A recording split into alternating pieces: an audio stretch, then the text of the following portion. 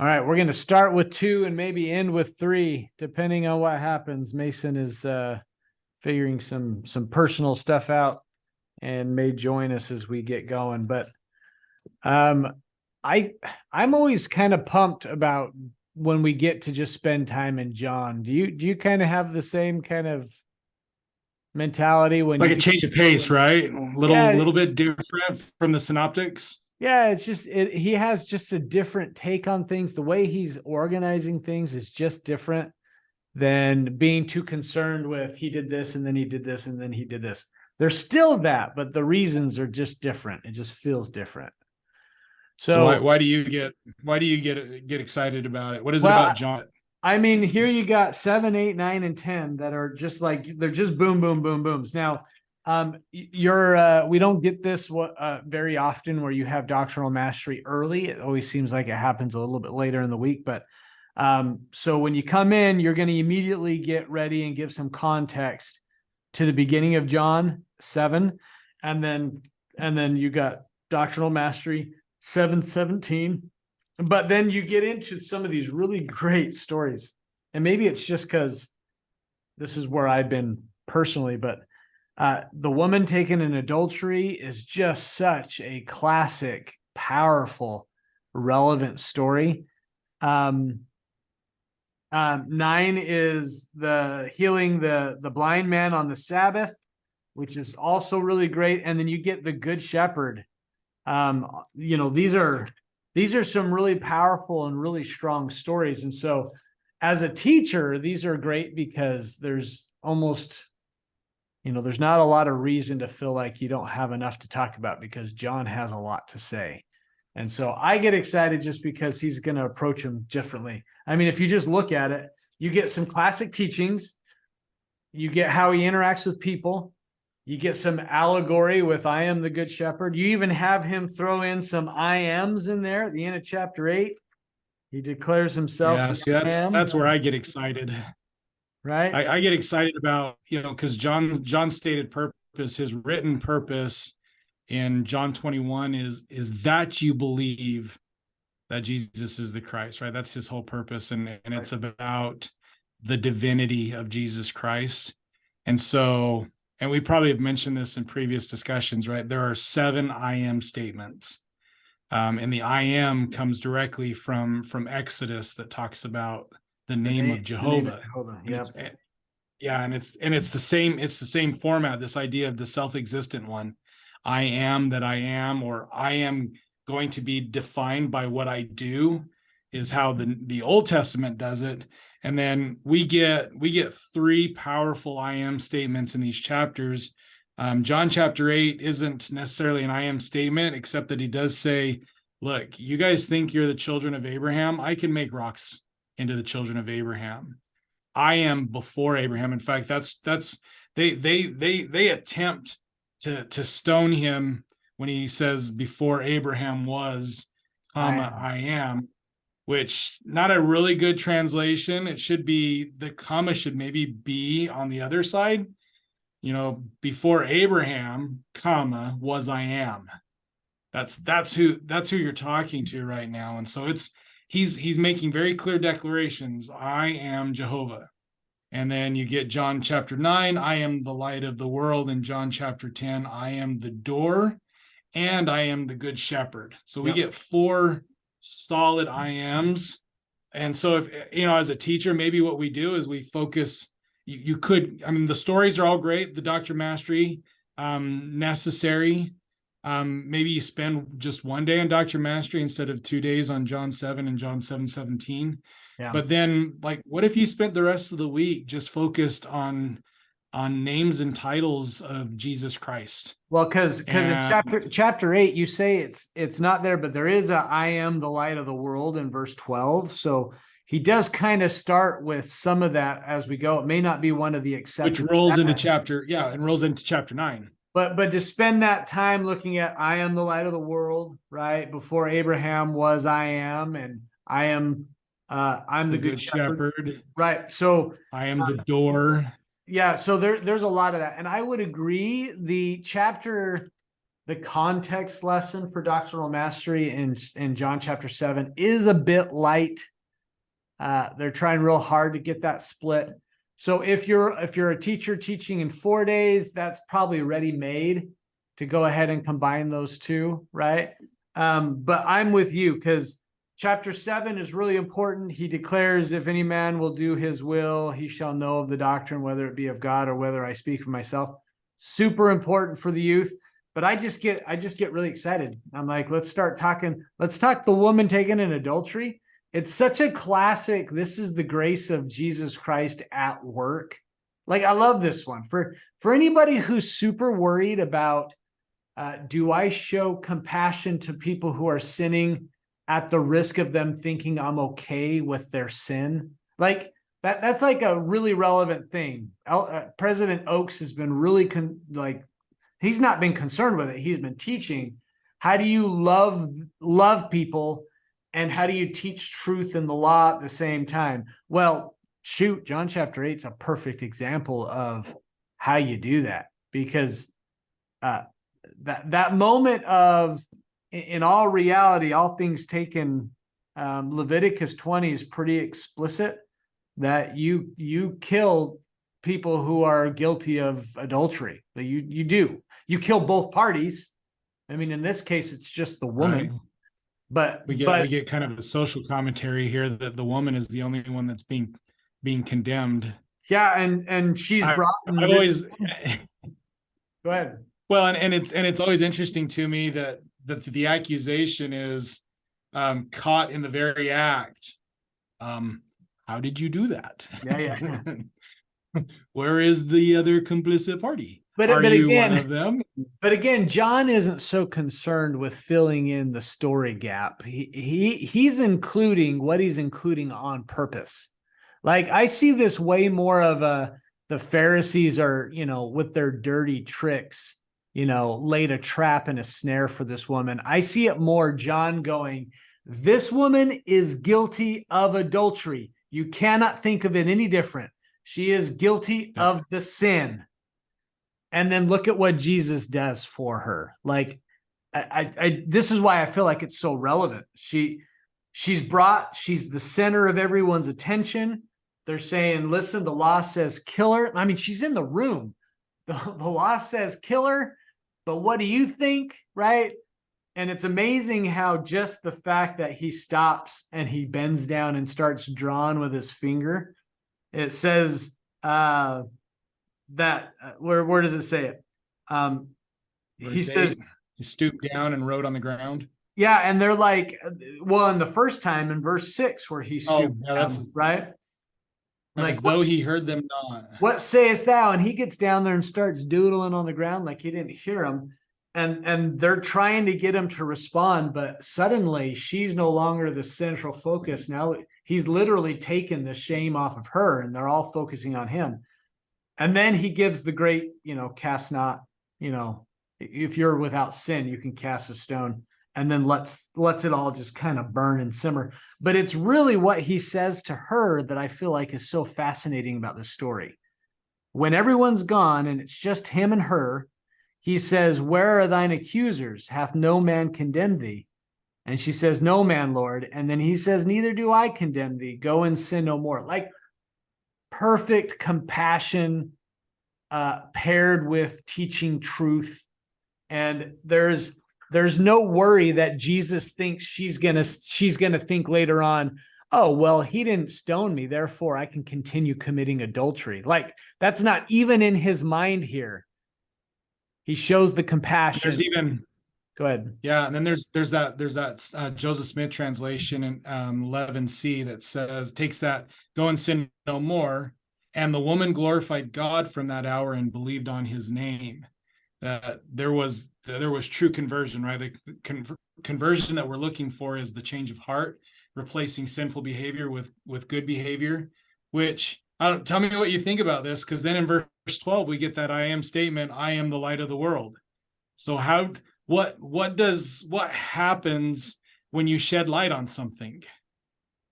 You see more clearly, you avoid obstacles, right? You comprehend correctly the things that are around you, because he says, he that followeth me shall not walk in darkness, but shall have the light of, like, it's almost like he's explaining something similar that Spencer W. Kimball taught a long time ago, that the Savior could see past the sin and could see some of the reasons why the sin was committed. And he addresses those root causes of whatever social, cultural, personal defect or trauma or whatever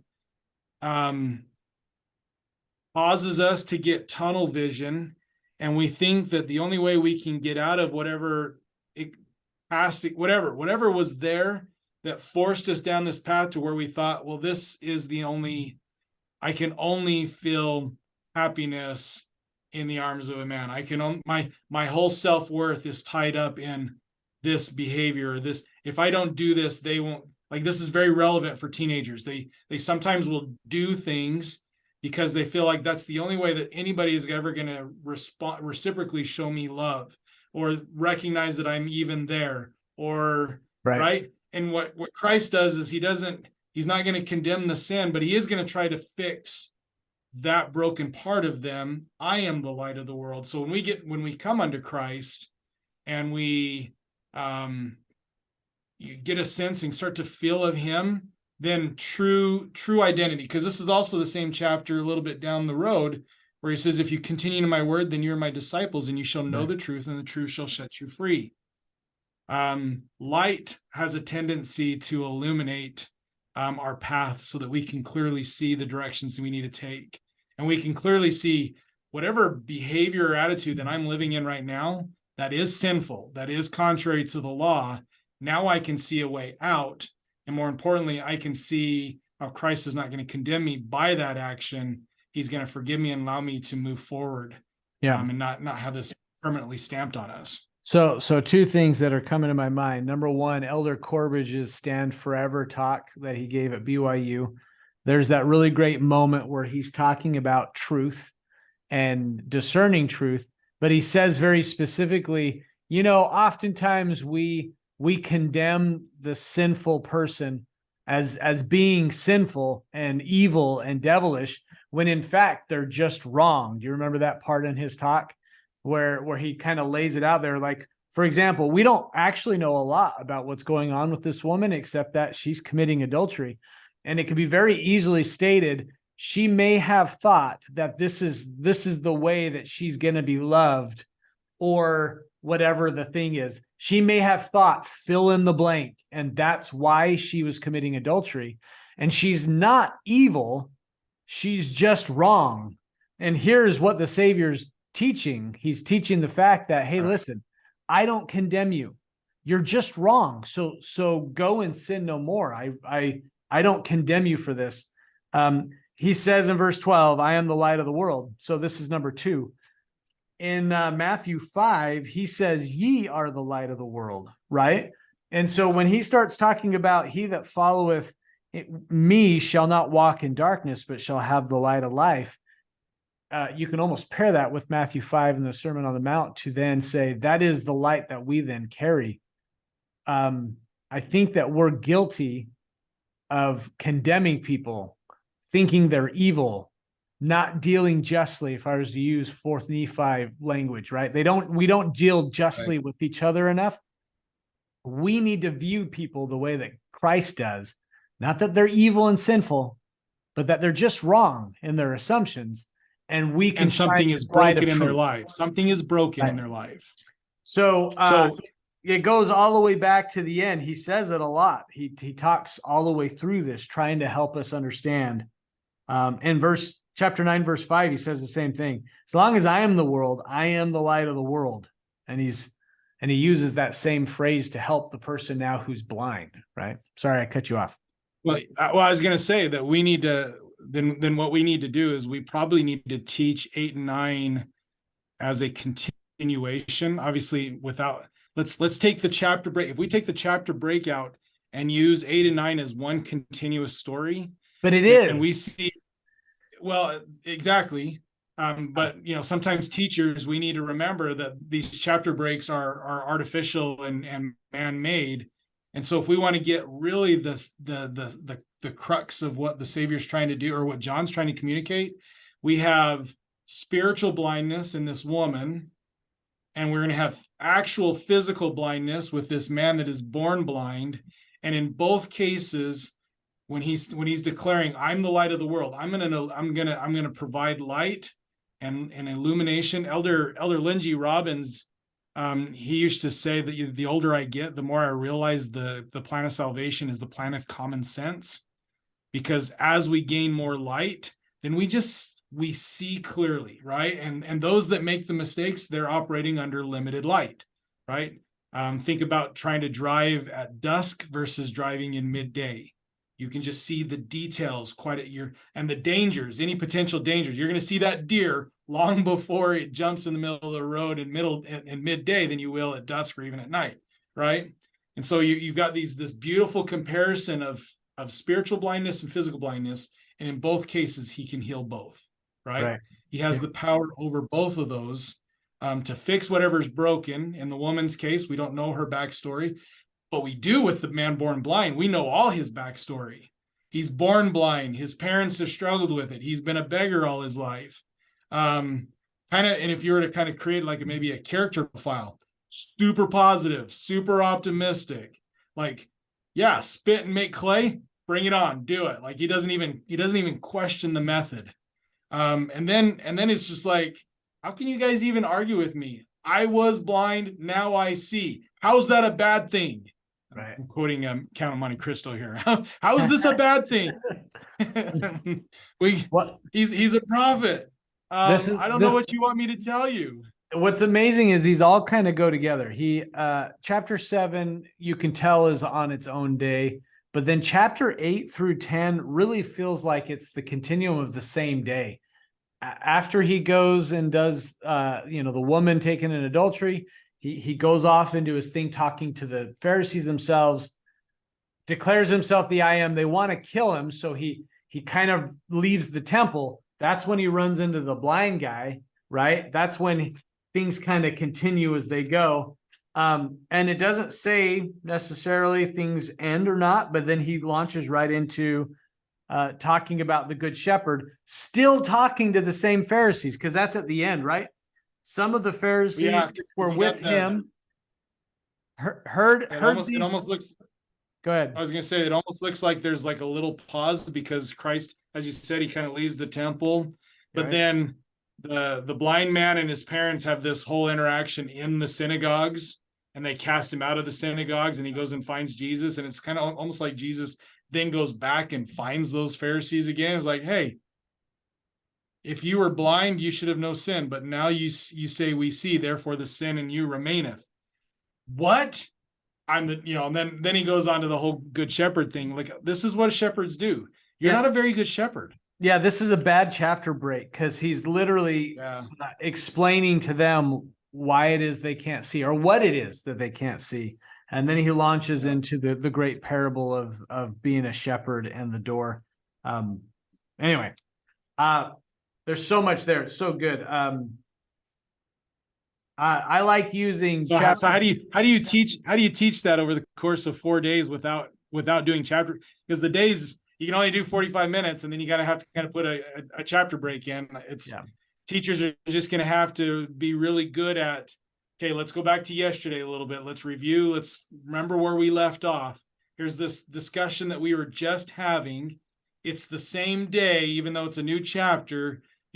Teachers just need to kind of prep the students and just kind of, what do they call it? You prime the pump, right? You got to add a little water to the pump, get it flowing again. Let's get back into our groove, and let's go to part 2 of this conversation, and then part 3 to this conversation. Or the other analogy, we just last night in our youth activity, we watched Bob Ross and everybody tried to paint, right? We did one of those activities last night. But to watch a painter put 2 different colors right next to each other, and then they try to blend them together, that's what you're going to try to do. Is you're going to have one story one day, and you're going to come in the next day, but before you really get into the second one, you're going to have to start blending them together just so that they can draw that connection. But ultimately, you got to, as you kind of get through as you get all the way through. Chapter 10 was always interesting because I've taught it different ways. The last time I taught it, I actually taught it like a parable. And what I mean by that is I didn't say this is a parable, but I used the same methods where we would actually draw it out and then we would like label it, what were the major elements of the story, and then try to identify some interpretations of what each of the elements were. And then we would sit back and say, what is the larger application here? I actually kind of liked doing it that way, where we kind of decided who is, obviously he says, I'm the shepherd. He says, I am the door. But then who are the strangers? Who are the thieves and the robbers? Who are the sheep? Who are, who's the hireling? Who's all those things? And you could start to kind of piece together a larger thing.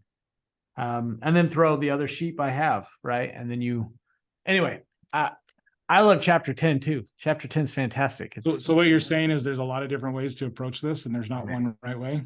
Listen, if you get too caught up in the exact way the curriculum does it, you may cut it a little bit short. So read it with fresh eyes and look at opportunities to go where your students need to go. That's what I would say. Yeah, and I'd even say read it with your students in mind. Yeah. You know who they are. You know what their needs are, or what some of the challenges, and maybe they're even some of your own kids. Read it with them in mind as to what is it that they need to know about the Savior, that's going to help them today. And if all you do is spend 40 minutes just talking about the different ways that Jesus is like a light, and all the different connections that kids can make when you say, all right, well, if you turn on a light, what are the advantages? What are the disadvantages if you turn off a light? What if you have partial light? What if you have like daytime? Like if you just use all those different ways to just kind of think about it and get them thinking about why is the Savior using this particular, it's always instructive to me, especially when we read like the Doctrine and Covenants, how the Savior chooses to identify himself should teach us something about what he wants us to know about his abilities and his attributes. And he's always very intentional. Why does he say light, not fire? Why does he say light, not sun? Why does he say light? Like he's using something that's very broadly, but a widely understood concept to human condition, which is all the more the better reason why we put that together with the mind born blind, who obviously has never experienced the physical manifestations of light, but boy, he gets the whole light of Christ thing. Yeah. Like he gets how the Spirit illuminates, and he's really on board with that compared to these supposed experts in the law that can't see past their own nose. Right. And you can use the exact same kind of theory on chapter 10. Why is he the good shepherd? What's the difference between a shepherd and a sheep herder and a hireling? Yep. Like why is he the good shepherd and not what's the differences between those, and what does that teach us about the nature of Christ? Why is he a door and not a window? Right. Right. Why is he a door and not there's, again, what is it he's really trying to indicate about who he is? Yeah. Well, good stuff. Chapter 7 through 10 is going to be that is a spiritual powered week, which you'll need since it's the end of April and everyone's looking forward. So good luck with that. This will be a good week.